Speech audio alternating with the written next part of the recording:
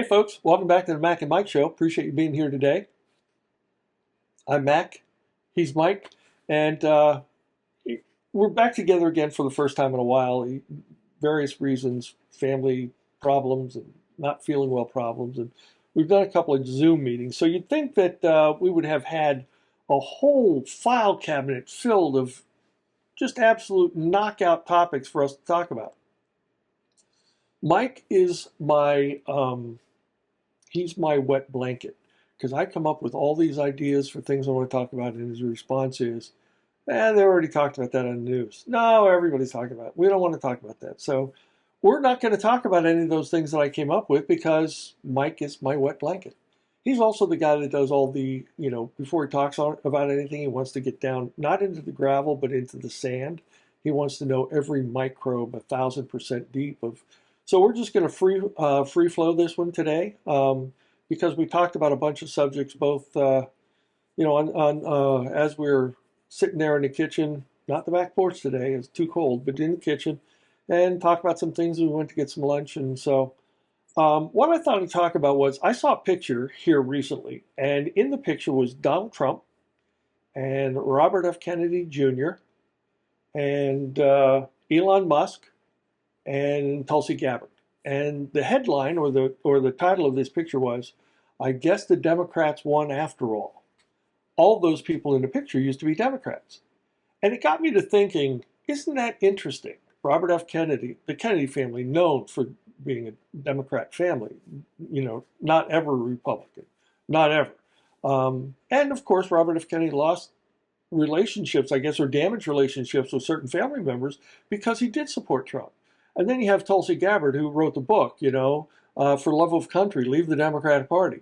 And Elon Musk, who always has donated to Democratic causes, Democratic candidates, but because of his concern about free speech, went out and spent $44 billion buying the X platform, formerly Twitter. And, even Donald Trump was, one could argue, although I'm not sure he would admit it, one could argue he was a registered Democrat, certainly donated to a lot of Democratic causes, a lot of Democratic candidates. So those are four very important figures previously in the Democratic Party that are now part of this Trump swarming into office with all of his new contemporaries and all of his new cabinet appointments. But what do you think about that statement? You look at those four people and say, well, the Democrats won after all. Yeah, you took an unusual take there. I didn't know what you were going to say. But as you were saying it, I remembered I was once a Democrat myself. Now, I was very young, but it doesn't matter. People change their opinions over time. The parties shift their positions. It is not surprising to me because I noticed that when I had early moved to the Republican Party, one of the things was the pro-life stance. There was a time when you could be a pro-life Democrat. There was, yeah. Governor Bob Casey of Pennsylvania was very staunchly pro-life. And you cannot get elected as a pro-life Democrat today. Right. It doesn't matter if it's the House or the Senate, any political position at the federal level. I'm not even sure at the state. I haven't gotten down into the grains of sand, as you pointed out, into that, because that would be an interesting research topic. So when I was young, it used to be that the Democrat Party was the party of free speech. And then the Republicans were the party of, let's clamp down on some of these free speech wild ideas. Because out of free speech comes these wild ideas. Change comes from free speech. Yeah. And some of the ideas that are change are strange and unusual. We fought a long time to accept homosexuals. Now there are many homosexual Republicans and conservatives.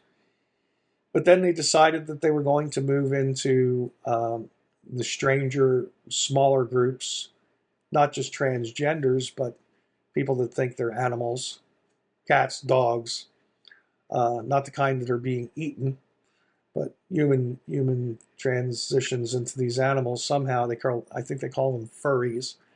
And then you got into all your pronouns, and It was all about tearing down traditionalism. And I think that's where the line started to get drawn.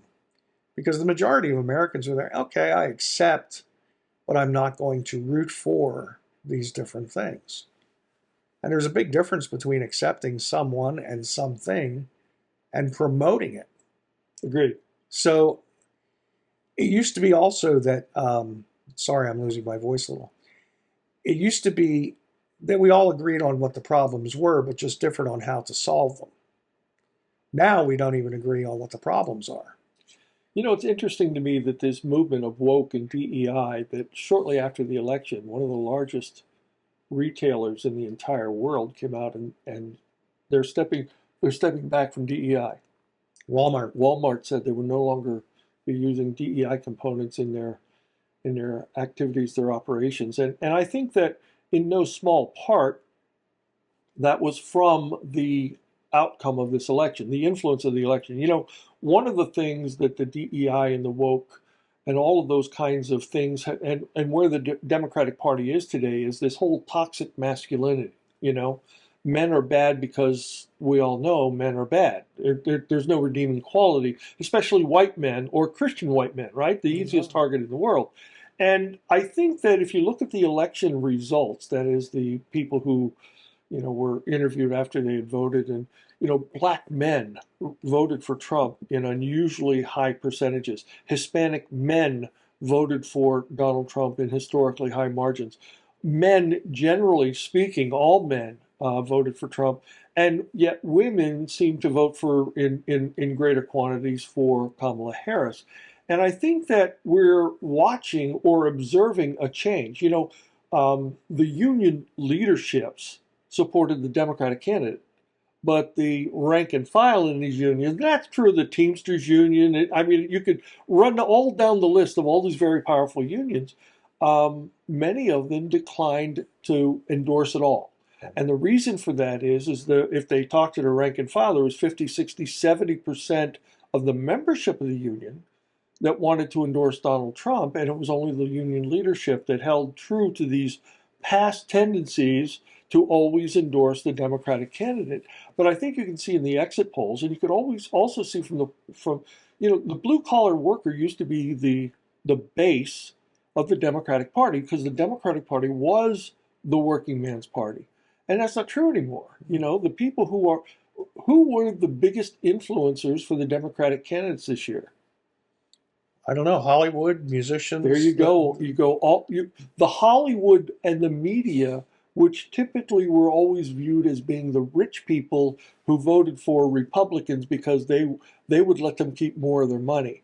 Well, I think Donald Trump has changed that somewhat, and the politics have changed, and we're watching a very, very unusual sea change where the elites are now supporting the Democratic Party, and the average American, and there's a lot of reasons for that. I mean, crime in the streets, inflation is too high, people are having a hard time making ends meet, and it was better 4 years ago, right?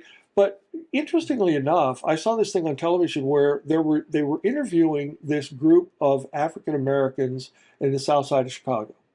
And they interviewed a couple of guys who were working in some sort of ministry. They were former gang members, had been in prison, and now they're out, and they're trying to save young black people, young black men from joining gangs.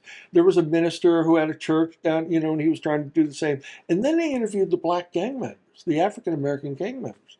And their biggest problem today in their turf is because you've got these South American gangs moving in and taking over their territory. And, these people who are used to a great deal of violence, they're saying, hey, listen, it's going to come to a head. There's going to be a war between these South American gangs that are moving in our territory and our gang members, our members of our group, who just want to be left alone. And the biggest thing that they said was such an irritant to them was, and this one African American actually, as he was explaining his story, said he was talking to a South American gang member. I think it was the Tren de Agua, but I don't know. They talked about a lot of different gangs. He said he had to use the translator app on his phone. Mm-hmm. And he was asking this guy how they get along and how they managed to make it. And this gang member was saying, well, look, we get free place to stay. We get cards with money deposited on it all the time. They give us food all the time to feed us. He said, I don't have to do anything, and I live like a king. And the African American gang members, they're not giving any of that to me. I'm not getting any of that. And I think there's a real, although it's almost absurd on the face of it, right? Like one gang member being upset because the other gang member is getting government freebies. But I think that is real, and I think that's exacerbating the difference, between the men and women, the masculine and the feminine. And at some point in time, I saw this thing, and I think I shared it with you. Women in France were protesting the war on women, and I made a joke out of it, like, why don't American women protest in the same way? But there is a war on women in America today, and it seems to me that women are ignoring it or not paying attention to it, right? We have men playing sports in women's sports team. What happened to Title IX? We have men that are participating in, Miss America and Miss USA, Miss Universe and all that stuff. And we've already had some transgender winners of those contests. And it seems to me that the real war on women is not toxic masculinity, but rather the wokeness that arises out of these ideas, that men can be women or you can be whatever you want to be. You know what I mean? That never happened in the past. No, the same is true in prisons and um, other areas of life. Again, it's absurd, and it's such a small minority of people. I was down in the Outer Banks talking to my friend John's wife Kathy, and we were talking about the voter ID laws as a side issue. And she said, "Well, what about veterans or people that are homeless? They can't vote because they don't have a home address and can't get an ID." And I brought this up to my friend John, and these are both Democrats. And he said, "Mike, that's absurd. That's such a small percentage of people." Well, that's exactly what's up with the whole transgender or furry or whatever movement. It's like 0.07% of the population, and it's been brought up. Why are we catering? It's Nobody's trying to make these people not transgender. We're not trying to punish them, not trying to No, hurt them. but why cater? They want to be in the military. They want to have positions that, in sports and things like that. And it's no. It's again, it goes to the absurd. There's this place where you just say, okay, that's enough. We stop there. There are gay people, and I have a lesbian friend who is constantly putting down this nonsense. I mean, she said, I'm a woman. I know I'm a woman, and I know what a woman is, and I like the company of women. And she said, but no, the rest of this is too much even for the gay community. Do you know I did Wikipedia research, my granular stuff, a long time ago. And when the gay movement was just starting, they included cross-dressers and transgenders. But the one problem they had was pedophiles. And so it took them years because they realized we're never going to get anywhere unless we get rid of the pedophiles. Well, the pedophiles are coming back into this whole thing too. There's a new term for a pedophile. See, they don't call them pedophiles. No, what do they call them? Minor attractive persons. Okay, sure. So We soften up the labels we give to make it more palatable. That's all. that's what we do. Yeah, Because we lack morality. yeah. We call it pro-choice instead of pro-abortion Or pro-death. or pro-death. Right? We're pro-life. Yeah. Isn't the opposite of pro-life pro-death? Right. It's But just anyways, so, yeah. yeah. No, it's language. It's so close to George Orwell's 1984 that most of us who read that book immediately recognized this as newspeak. The problem is, and I don't want to get into the whole Donald Trump cabinet because we talked about that in our last one, but Pete Hegseth was nominated as being the Secretary of Defense. And, the SecDef has a tremendous amount of responsibility, not only within the military community, but also outside the military community as they interact with other agencies and other organizations. A lot of law enforcement, a lot of Department of State things, that touch the military from time to time. But the point of bringing up Pete's name is that he wrote a book, The War on Warriors. And you can go back to the Obama administration where we started to eliminate the war fighters from all of the most important positions in the military hierarchy. And we replaced typically the people who were promoted to those highest positions were the ones who were most adept at what militaries are supposed to do, going places and enforcing our will on other nations or other groups of people.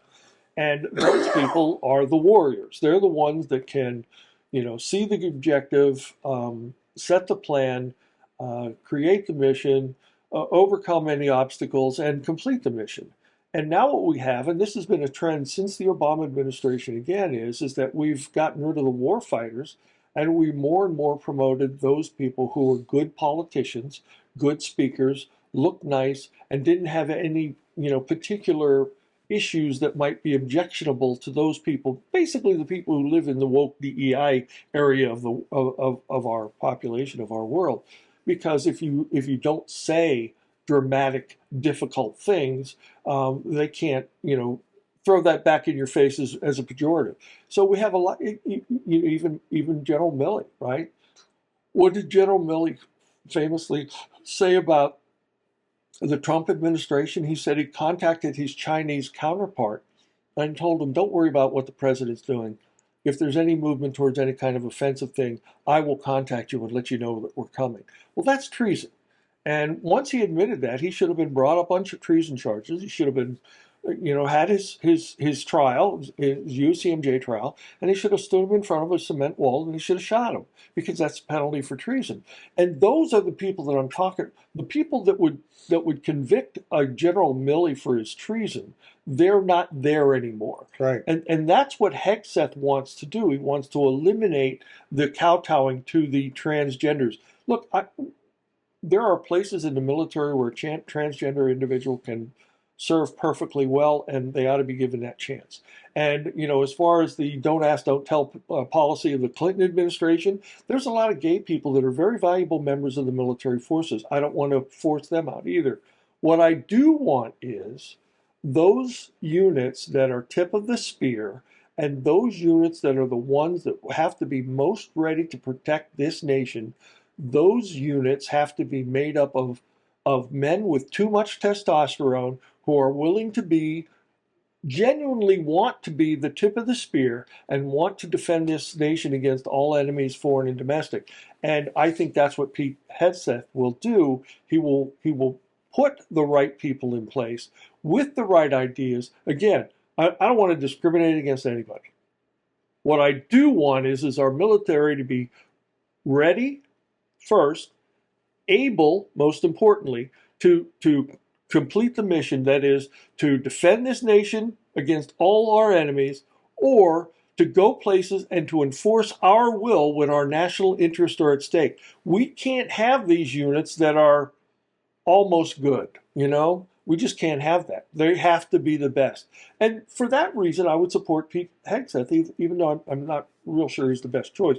But my point is that we can't allow. I'll give you an example, and again, I don't want to beat up. This is not meant to be a political. This is really meant. Did the Democrats really win this election, right? Because here's the thing. Donald Trump said a week ago. Now this is before Thanksgiving, so this is probably going to change. But Donald Trump said a week ago, when he's in office, he's going to enact a 25% tariff on those goods in Mexico and those goods from Canada until our borders are secure. He also said he would do a 10% tariff on Chinese goods. What happened when he said that? The day after he said that, the president of Mexico came out and said there are no more caravans headed towards the southern border of the United States. The Sinaloa cartel started reaching out to all the fentanyl producers and making sure that they were not able to continue to push fentanyl across the border. Why? Because Donald Trump suggested that he may have to use the America's Special Forces to track down and to eliminate these international terrorists that are sending fentanyl across our border. So the point, even Trudeau, when Donald Trump said that, Trudeau called him immediately, said, look, our borders are closed, no more people coming from. All he had to do was threaten to use those tariffs, and he solved a good 50% of our problems. You see, that's the kind of thing that we need to stand up. People say they're upset about Make America First, Make America Great Again. I'm sorry. You know, I learned when I was a small young person, my father taught me this lesson. He said, Alan, it's righteous to take care of other people, but you need to take care of yourself first. Because if you're not capable, if you're not well, if you're not able, if you're not in good position, you won't be able to take care of anybody else. He said, so taking care of yourself is a way of taking care of others. And I think that America needs to understand that lesson too. Since World War II, we had this policy of other nations, you can do whatever you want as far as our tariffs, and we won't tariff you. So what happens? The German car manufacturers, they put 100% tariff on Fords and General Motors, and I guess Stellantis is no longer an American company. But you can't buy a Ford in Germany because it costs twice as much. It's got 100% tariff on it.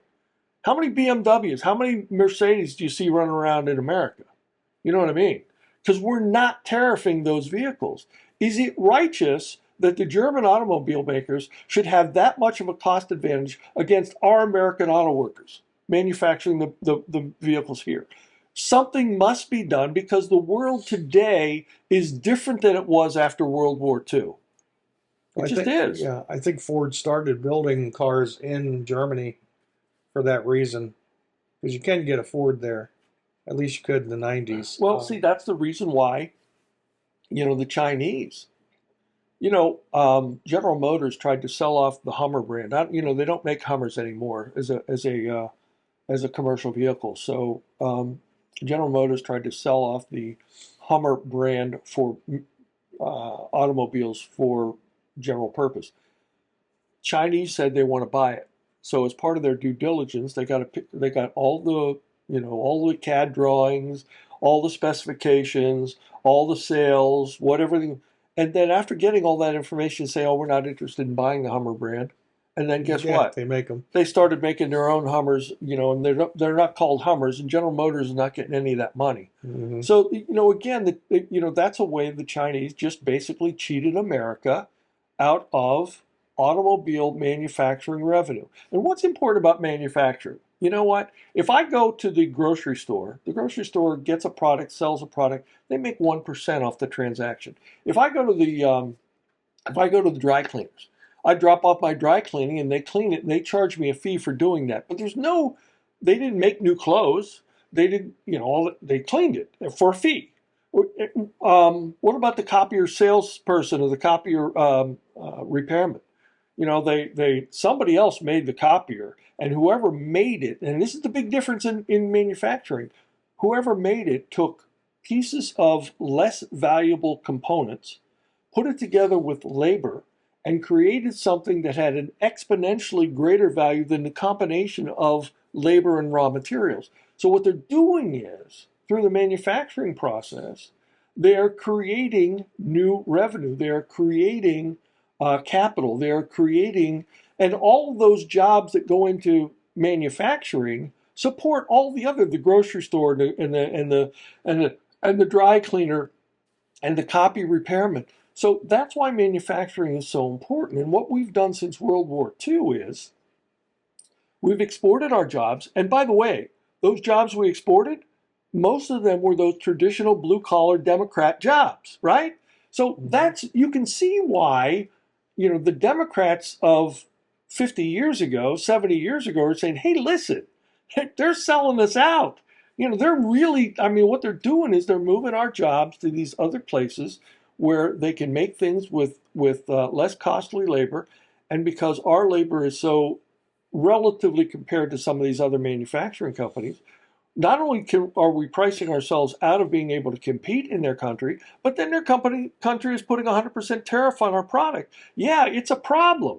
And we need to recognize that. And maybe that's what Make America Great Again is built around, that kind of let's make sure America is healthy and well so that we can help those other nations. Well, that's true. And that's true when it comes to America First we take care of ourselves and our families, then our neighbors, then our community, Sure. then our city and state, and then our country. There's a progression to it.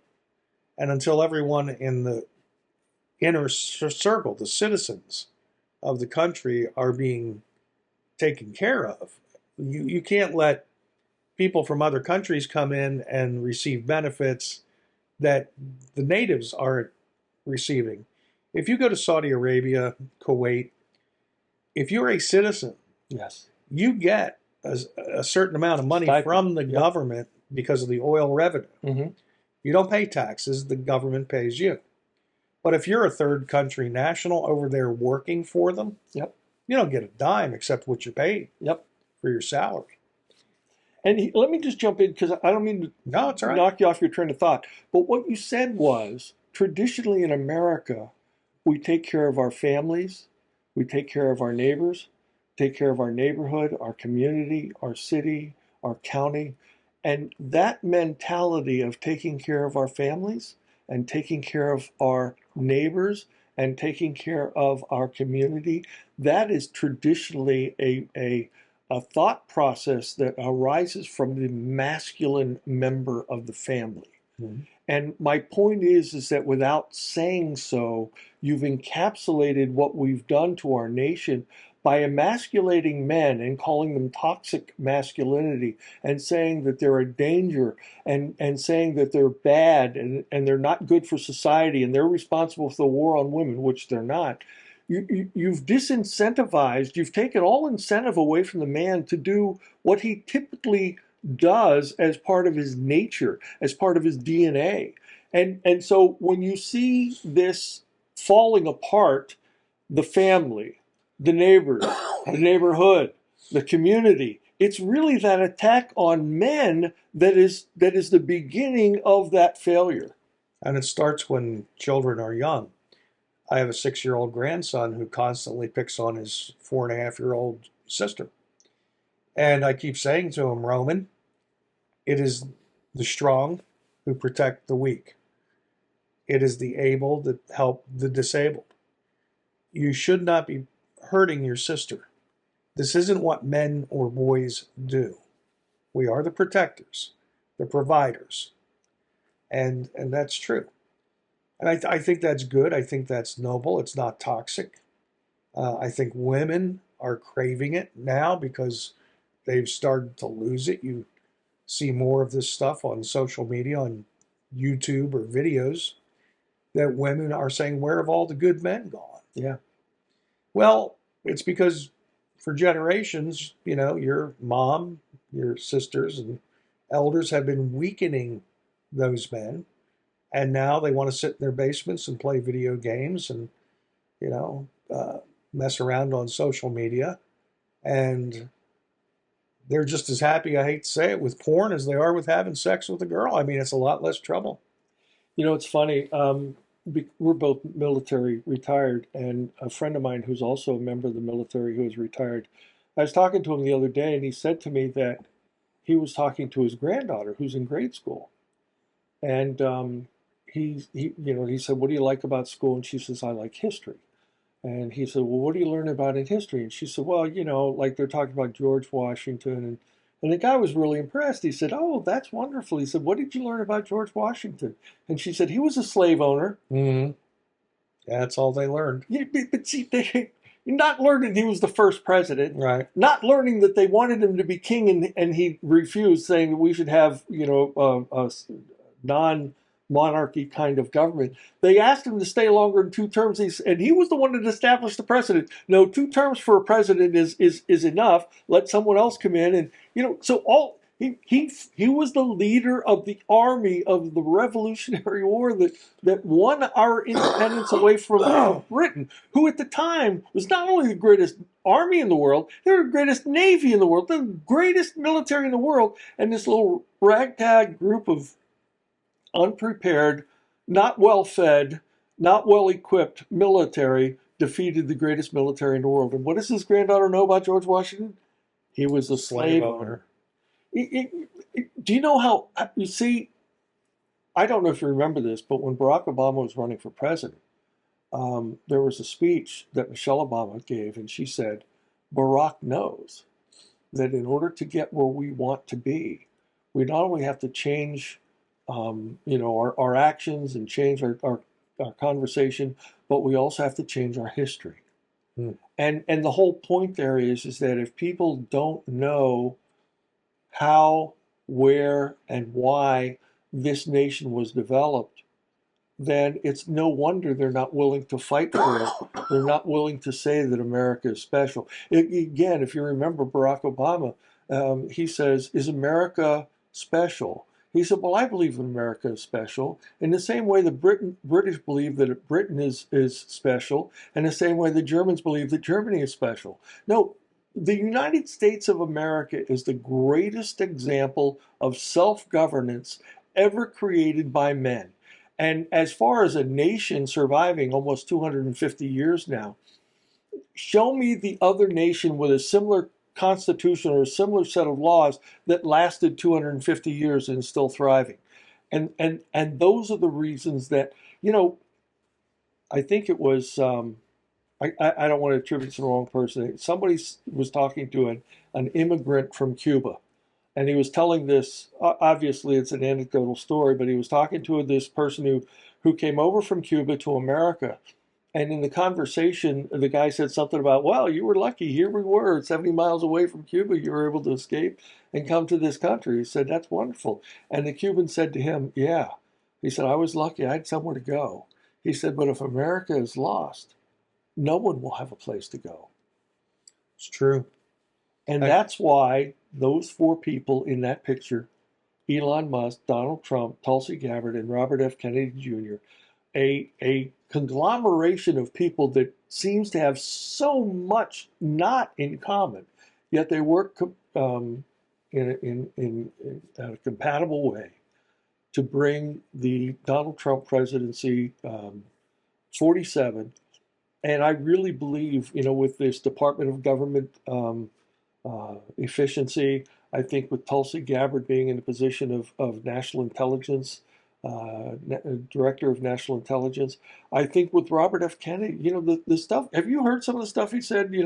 We've got this stuff in America. It's got 72 ingredients, and it's the same stuff is sold in Canada. It's got 7 ingredients in it. And instead of using red dye number 40 or 30 or whatever, and yellow dye number 5, they use blueberry juice and they use lemon juice in order to make the colors.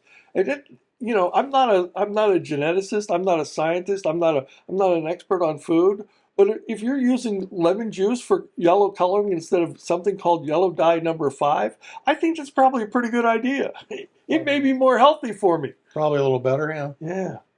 Little side note on the George Washington owning slaves.